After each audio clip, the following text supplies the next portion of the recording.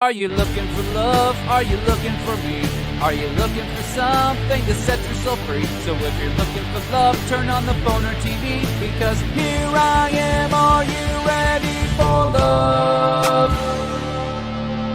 On lockdown. Hey all you cool gods and goddesses, it's that time of the week. Open your mind and fill your heart with love.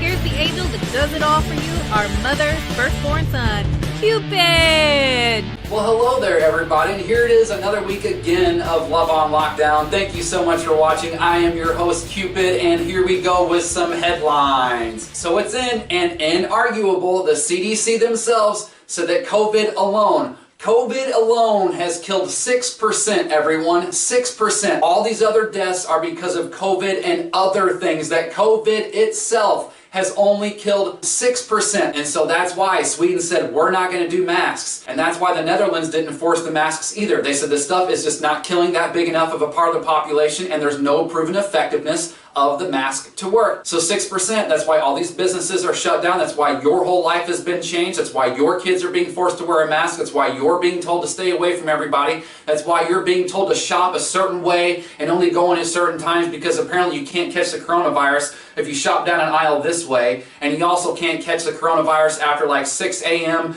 and 7 p.m. or some weird shit. Like, it's just depending on which state you are, the hours all fluctuate about when these places can be open. 6%. So where do we go from here? I don't know, but it's up to us. Joe Biden has a butt buddy. And Neil Smith, an old butt buddy. Are you here, Neil? An old butt buddy. And then they say this week the Carrington event, which was a big solar flare that caused a big solar storm that knocked out the telegraph and caused all sorts of other havoc in the 1800s, was not unique.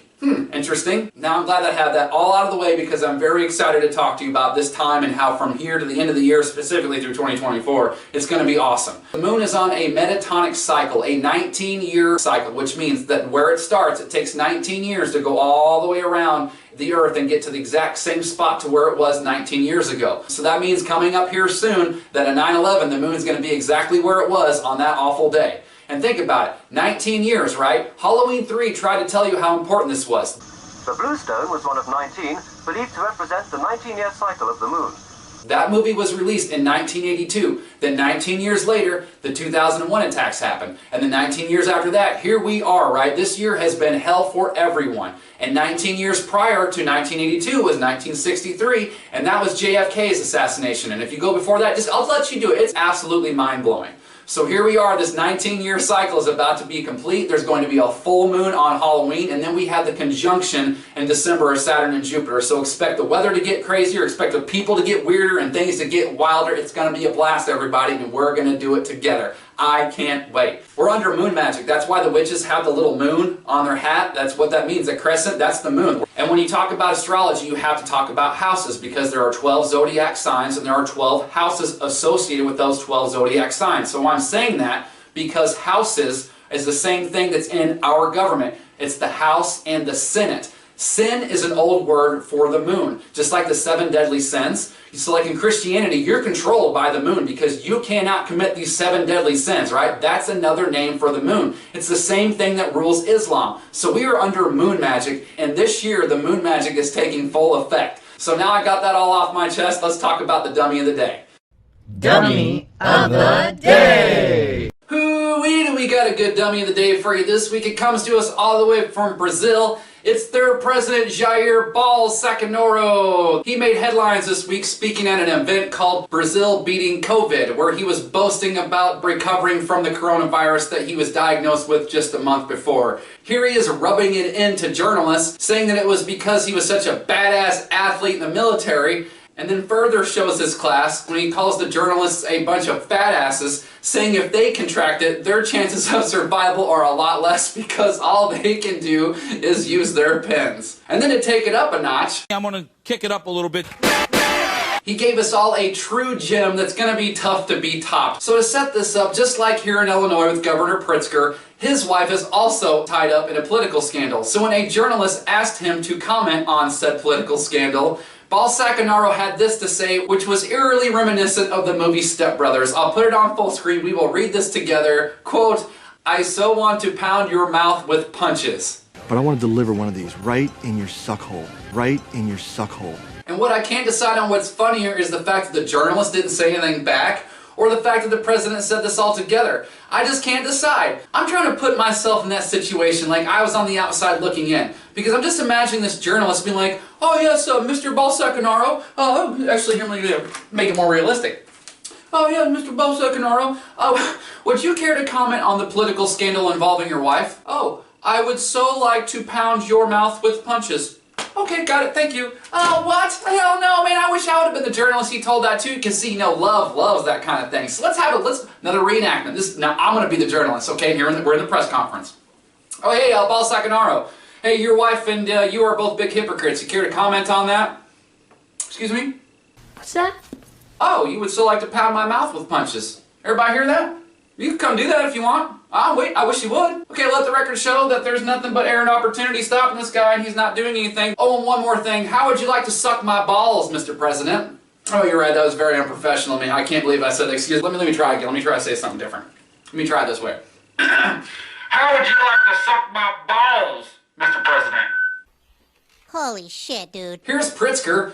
Someone asked him, would you care to comment on the scandal your wife's involved in? This is what that douchebag says. In politics, it used to be that we kept our families out of it. Weak. You got no marbles. You got no balls, man. You have no manners! How am I supposed to make Illinois with a governor like that? At least the president of Brazil's got balls. He may have shit for brains, but at least he's got balls. So not exactly something to be proud of, but hey, Bolsonaro down in Brazil, congratulations, dum-dum. You're a dummy of the day. Okay, now he took out the trash and that was a big sack of shit. Let's do the laundry.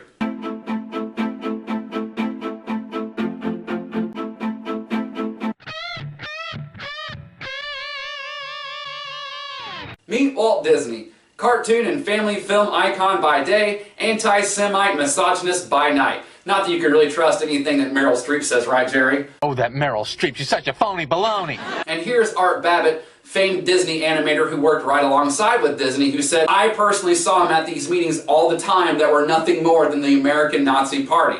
And Walt Disney himself personally hosted Nazi filmmaker Leni Riefenstahl, gave her a grand tour of his studio where she said, quote, gratifying to learn how thoroughly proper Americans distance themselves from the smear campaigns of the Jews. And did you know this? You're going to love this. Epcot Center, that's an acronym. That's not the name of it. Epcot actually stands for Experimental Prototype Community of Tomorrow. It was a fascist dream where Walt Disney would rule over everything, where no one would own anything, there would be no sort of say of the people. He would enforce his own laws, the governments couldn't get involved, it would be his own little tyranny, totalitarian paradise. But don't worry, it has the magical kingdom where you and the horses and all the other servants can all sleep in the same stables. There's just some of Walt Disney's dirty laundry and it stinks. Now for more music of the month of September from hip-hop artist J. Ed, check out this killer track, Open Letter, from his album The Deaf Ears Project. This is an open letter, moving to whom it may concern. And if you feel some type of way, I hope it burns the way I burnt. You shouldn't have tried to play. So now you gonna learn. And I ain't doing nada, this is karma at its turn. I told you, I can't be you, but I know you feel what this is. So you can quit with all the questions and harassing him. Cause really you don't give a Right on, sounding good. Me like you, that little ripple effect. Thank you very much, J. Ed. We'll see more from you next week. Please check out his work at the links we provide here. Well, it can't rain all the time, which means we're up to the weather. And here is our weather lady, Loose Cannon Bitchy Betty. What you got for us this week, bitchy? Damn it, Q. Ain't nobody got time for this bullshit. Both the baby and the husband are loaded. I got one ass to wipe and a laundry list of asses to whip. You want to be put on that list, Q?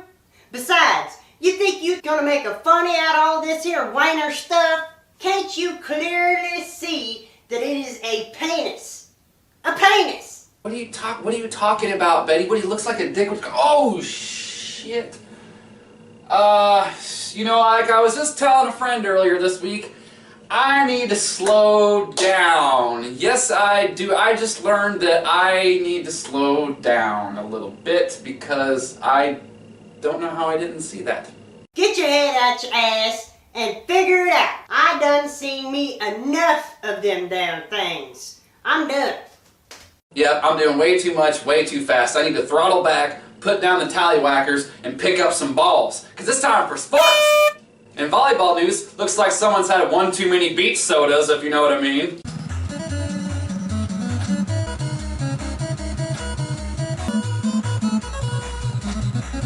wrestling, I don't think that's legal. I wonder, who could we ask if that move is legal in wrestling? Oh, ooh, looks like a bad time. We'll talk to you later.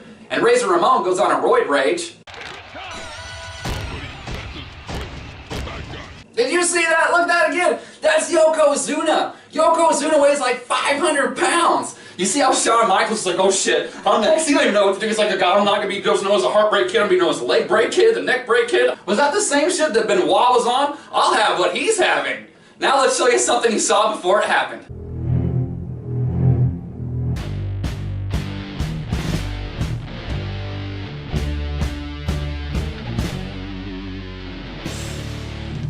In tonight's predictive programming segment, it comes to us from the year 1965 from a radio broadcast by Paul Harvey. And he read this back on the air in 1965, and it's called If I Were the Devil.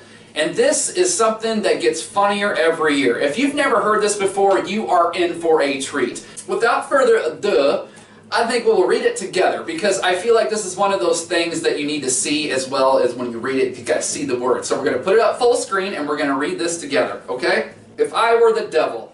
And I would just like to quickly note, if you did not know this, the Republican Party turned their stars upside down back in 2000. But around the year 2000, the Republican Party changed their logo from the stars being right side up to the stars being upside down. Which is notoriously associated with devil worship and all that, what have you. The upside down five-pointed star, with the goat, with his chinny chin chin and his ears and his horns, was the sign of Satan worshipers. And look, no, are the Democrats any better? No, they're not. And to even think that another side is going to get us out of this, especially a 20-some plus trillion dollar hole in debt, is very immature and is also kind of narcissistic. But yeah, one side's not better than the other. The only reason why the Republican is in office right now is because history repeats itself because we don't learn from our mistakes. So there was a Republican in office during the Civil War, so there will be a Republican office in this Civil War, and also the Republican logo is the elephant, right? And what's the elephant's trunk do, right? It's a trumpet. You know, we've been talking about that for weeks now. Oh my goodness, who wants to hear any more of that? But don't get it twisted, the Democrats are just as equally blasphemous because their logo is the donkey, and that represents the jackass that Jesus rode in on.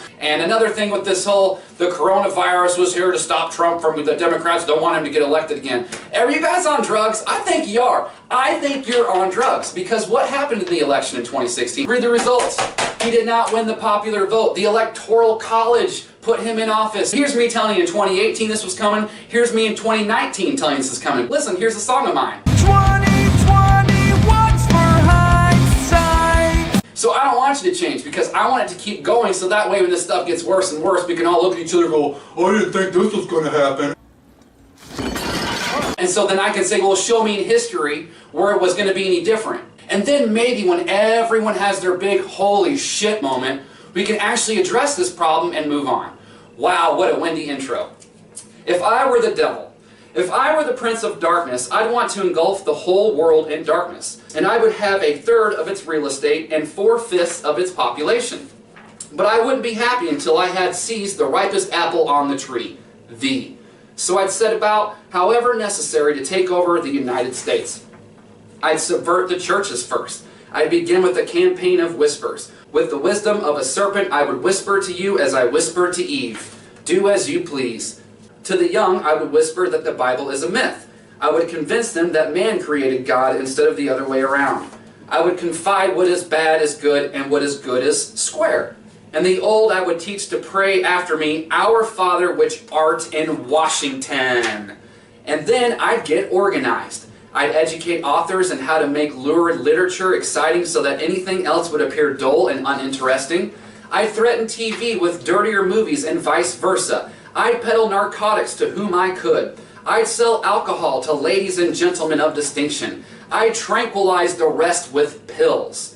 If I were the devil, I'd soon have families at war with themselves, churches at war with themselves, and nations at war with themselves, until each in its turn was consumed. And with promises of higher ratings, I'd have mesmerizing media fanning the flames. If I were the devil, I would encourage schools to refine the young intellects, but to neglect to discipline the emotions. Just let those run wild until before you knew it, you'd have to have drug-sniffing dogs and metal detectors at every schoolhouse door. Within a decade, I'd have prisons overflowing. I'd have judges promoting pornography. Soon I could evict God from the courthouse, and then from the schoolhouse, and then from the houses of Congress. And in his own churches, I would substitute psychology for religion and deify science. I would lure priests and pastors into misusing boys and girls and church money. And if I were the devil, I'd make the symbol of Easter an egg and the symbol for Christmas a bottle. If I were the devil, I would take from those who have and I would give to those who wanted, until I had killed the incentive of the ambitious. And what will you bet I couldn't get whole states to promote gambling as a way to get rich? I would caution against extremes in hard work, in patriotism and moral conduct. I would encourage the young that marriage is old-fashioned, that swinging is more fun, that what you see on TV is the way to be. And thus I could undress you in public, and I could lure you into bed with diseases for which there is no cure. In other words, if I were the devil, I'd just keep right on doing what he's doing. 1965, he said all that, and like I said, every year it gets funnier. Alright, now on for the creep of the week.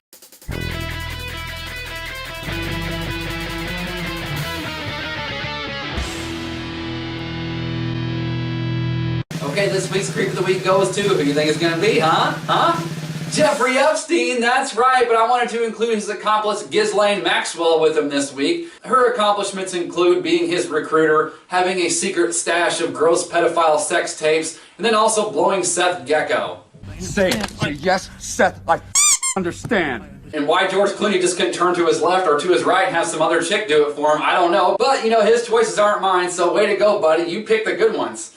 I just can't get my head around it. You know, all these rich and powerful people hanging out with these guys. Their little secret societies really are strange because they got some real weird shit going on behind the scenes. And if you look into this stuff with Epstein and Ghislaine Maxwell, you'll find out it gets really, really weird and the rabbit hole gets really, really deep. So that brings us to the caption contest. And last week's winner comes to us from Bob Sacamano in California, where he said, "Come at me, bro. I don't think it's generic. I think it's freaking hilarious." Works for me, so thanks a lot, Bob. You win. Here's next week's picture, and you know the rules, everybody. Have fun. And send your caption and love to me, Cupid, at loveonlockdown@yahoo.com. And thus ends another episode of Love on Lockdown. Come on, everybody. Come, let's give a big hug. Yeah, there we go. You see, because we really love each other around here. Not that commie shit where you just say and you don't do anything. Actions speak louder than words. So we'll see you next week. Bye, everybody. Almost forgot my bow. I can't believe it.